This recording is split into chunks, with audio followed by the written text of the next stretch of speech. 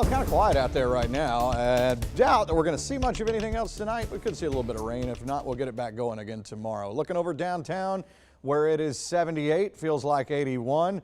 August still doing its thing here. So again, that tiny rain chance, it would be 1 in a million if you were to see it. It looks like as most of the stuff that's been out there just struggled to hold together. A lot of 70s. We're seeing upper 70s to low 80s in a couple of spots. And again, the heat index, that's always the issue during the daytime, especially not as much at night, but sometimes you still see some low to mid 80s this time of night, especially when you haven't had rain to cool things down. So the big picture shows rain, a couple of thunderstorms off to our west. We did see some stuff earlier, as I mentioned, Washington and Johnson County, and then this new stuff that was trying to hold together barely made it over the county line and then has been kind of falling apart. Again, southern counties quiet, but again, you can see the bats taking off this evening. That's always really cool to find when there's nothing else on the radar.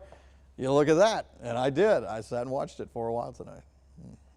Got to get a life. South Georgia showing you a couple of thunderstorms dissipating, heading on down into the panhandle of Florida. As we zoom back out, you can see it's all pretty quiet. So again, rain potential starting to come back in some as we go into tomorrow. Here's a high-res model for tonight, not showing much of anything.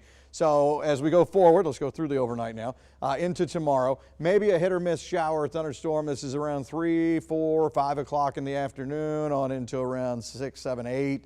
Maybe a little popcorn here or there. We'll see how it goes. Again, not everybody getting in on the act, but the possibility is there for a few. Then we'll get into Wednesday after everything dies off tomorrow night. Maybe a stray shower storm. This is trying to even show it around noon Wednesday. Could be in the afternoon, in the evening. You know, we'll see how the models look as we get closer to Wednesday. It may end up being more active than what it's showing right now. So that's Tuesday, Wednesday. Now we get into Thursday. Kind of looking quiet in the afternoon. Let's go long range on that and see. And you do see some color for Thursday afternoon. So again, hit or miss. Stop me if you've heard this. Friday afternoon.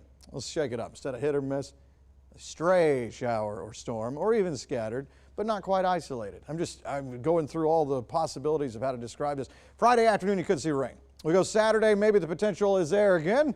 And it just keeps going until Sunday. You know what's great is when fall gets here, it gives us something to talk about because then cold fronts are coming across and we're actually seeing a change. Right now it is stale. 70s for the overnight. Tomorrow somewhere in the mid 90s with a heat index around 4 million.